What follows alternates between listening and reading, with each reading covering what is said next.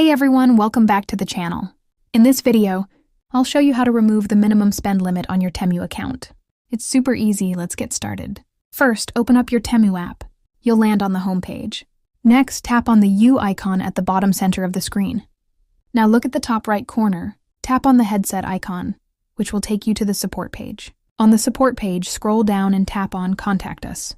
You'll now see a message box where you can type out your request. For example, you can write, "Hello TEMU support.